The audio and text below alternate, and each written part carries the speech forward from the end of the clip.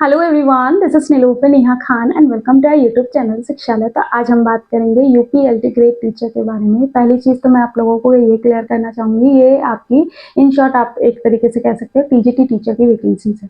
ठीक है, बात करें ऑफिशियल नोटिफिकेशन की तो अभी शॉर्ट नोटिफिकेशन आपका आया है जो कि आपका 2-3 दिन पहले आया है, लेकिन मैं वेट कर रही थी कि आपका जो डिटेल नोटिफिकेशन है वो एक बार रिलीज हो जाए तो मैं आप लोगों को सारी चीज़ें इन्फॉर्मेशन दे सकूँ। लेकिन कई बच्चों को बहुत सारे डाउट्स मुझे देखने को मिले, तो इसलिए आज की वीडियो में हम कोशिश यही करेंगे कि सारी चीज़ों को क्लियर कर सकूं आपके।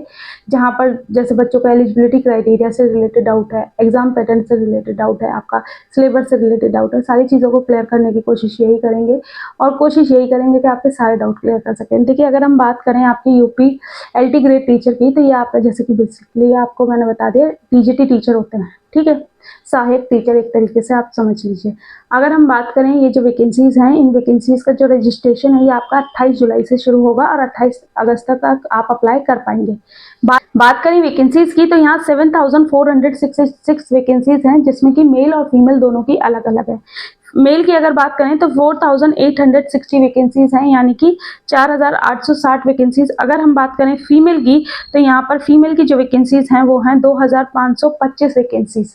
ठीक है, लगभग जो फीमेल वैकेंसीज हैं ये 2500 के लगभग हैं और आपकी मेल वैकेंसीज जो हैं वो 4500 प्लस वैकेंसीज आप मान के चलिएगा। ठीक है, बात करें कि सब्जेक्ट किन किन सब्जेक्ट की यहाँ वैकेंसीज आपको देखने को मिलती हैं और किन किन सब्जेक्ट में आप एलिजिबल हो सकते हो, तो यहाँ पर ऑलमोस्ट सब्जेक्ट की वैकेंसीज आपको देखने को मिलती है। जैसे कि आप अगर बात करें इकोनॉमिक्स की वैकेंसी कहीं नहीं देखने को मिलती टीजीटीज में, तो यहाँ पर आपको टीजीटीज की भी इकोनॉमिक्स की वैकेंसी स्पेसिफिकली वैकेंसी अलग दिखाई देती है। ठीक है, तो इससे आप अंदाजा लगा सकते हैं कि ऑलमोस्ट चाहे हिंदी हो इंग्लिश हो, ठीक है, सब सब्जेक्ट की वैकेंसीज यहाँ देखने को मिलती है ऑलमोस्ट। ठीक है, बात करें इसेंशियल क्वालिफिकेशन की तो देखिए, लास्ट जो नोटिफिकेशन आया था 2018 में आया था। ठीक है, तो आप अंदाजा लगा सकते हो कितने साल बाद ये वैकेंसी आ रही है। ठीक, तो ये जो वैकेंसी है, अगर बात करें इसेंशियल क्वालिफिकेशन की तो इसेंशियल क्वालिफिकेशन जो टीजीटी की होती है वो आपकी होती है ग्रेजुएशन प्लस आपका बीएड प्लस टेट। लेकिन यहाँ टेट नहीं मांगा जा रहा। अगर आपके पास बीएड है, ठीक है, हाँ ये चीज़ क्लियर कर दूं, अपेयरिंग वाले यहाँ पर एलिजिबल नहीं हो पाते। क्यों? क्योंकि आपसे डिग्री जितनी भी चीज़ें मांगी जाती हैं वो कंप्लीट होनी चाहिए। ठीक है, ये चीज़ क्लियर कर लीजिएगा। ठीक, तो ये और बात करें आपकी इसेंशियल क्वालिफिकेशन की तो जिस सब्जेक्ट में आप भरना चाहते हो उसमें आपके पास कंसर्न सब्जेक्ट में आपके पास ग्रेजुएशन होनी चाहिए।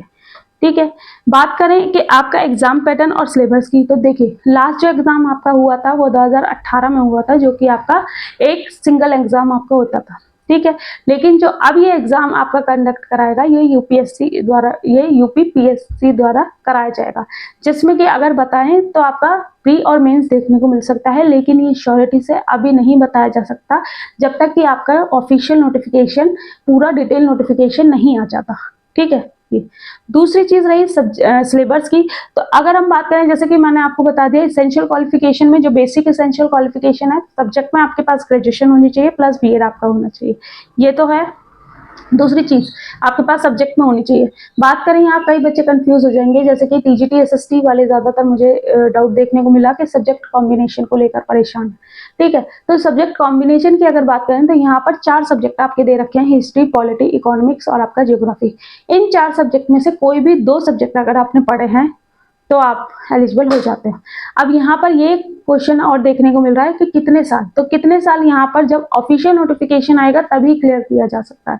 वैसे अगर हम बात करें तो 2 साल आपका मेन सब्जेक्ट और 1 साल आपका सब्जेक्ट कॉम्बिनेशन पढ़ा हुआ होना चाहिए, अगर हम बात करें डीएसएसबी के अकॉर्डिंग या दूसरे किसी और के अकॉर्डिंग। लेकिन कई बार ऐसा होता है कि आपका 3 साल आपका मेन सब्जेक्ट और 2 साल आपका कॉम्बिनेशन वाला सब्जेक्ट। अब ये डिपेंड करेगा कि आपका ऑफिशियल नोटिफिकेशन में ये किस तरीके से चीजें मांगते हैं। ठीक है, बाकी अभी इस टाइम पे आप ये समझ के चल सकते हैं कि आपके पास 2 सब्जेक्ट आपकी ग्रेजुएशन में पढ़े हुए होने चाहिए। अब वो 2 सब्जेक्ट कोई भी हो सकते हैं, हिस्ट्री इकोनॉमिक्स हो सकता है, पॉलिटी इकोनॉमिक्स हो सकता है, इकोनॉमिक्स हिस्ट्री हो सकता है, जो भी हो। ठीक है, ये चीज क्लियर कर लीजिए। बात करें यहाँ पर आपके सिलेबस की, तो सिलेबस जैसे कि आपको पता है स्टेट वैकेंसी है। ठीक है, तो स्टेट वैकेंसीज में जो अभी एसएसटी वाले अगर बात करें तो जो स्टेट बुक्स हैं वही आप रेफरेंस पे लेकर अपनी तैयारी को शुरू कर सकते हैं। ठीक है, बाकी जो प्रीवियस पेपर्स हैं उन्हें उठाकर देख सकते हैं, लेकिन एग्जाम पैटर्न जैसे कि मैंने आपको बताया कि 19% आपका चेंज हो चुका है। ठीक है, तो वो प्रीवियस ईयर पेपर्स आप लोगों के उतने ज़्यादा यूज़फुल नहीं हो पाएंगे, क्योंकि आपकी सारी चीज़ें चेंज हो गई हैं और इतने लंबे टाइम के बाद हो रहा है, तो वो भी चीज़ आप लोग समझ ही सकते हैं। ठीक है, बात करें सिलेबस की, तो सिलेबस आप रेफरेंस बुक किनको लेंगे, आपकी एनसीईआरटी प्लस आपकी एससीईआरटी, जो आपकी स्टेट बुक्स होती हैं। ठीक है, उन्हें रेफरेंस लेते हुए अपने सब्जेक्ट की तैयारी शुरू कर सकते हैं।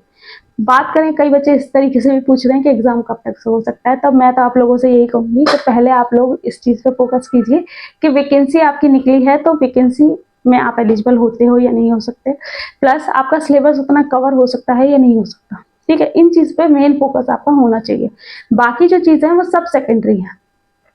ठीक है, ये चीज़ मैंने आप लोगों को क्लियर कर दी कि आपको एलिजिबिलिटी की अगर बात करें, तो अभी आप ये जो क्राइटेरिया है इस चीज़ को लेकर चल सकते हैं, जो एसेंशियल क्वालिफिकेशन में आपका मांगा जाता है, यानी कि 2 सब्जेक्ट आपके पास होने चाहिए, प्लस वो ईयर कम से कम 2 साल, और ज़्यादा से ज़्यादा तो फिर वो कंप्लीट ग्रेजुएशन में मांग के चलेंगे। ठीक है, तो 2 साल तो आप अपना मान के चलिएगा कि 2 साल मिनिमम आपके पास ये होना चाहिए।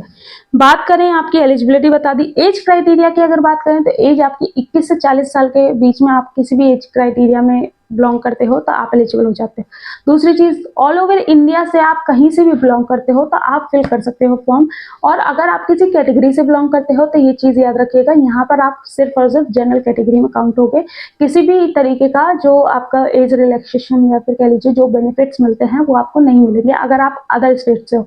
सिर्फ यूपी वालों को यहाँ पर ये बेनिफिट्स मिलेंगे।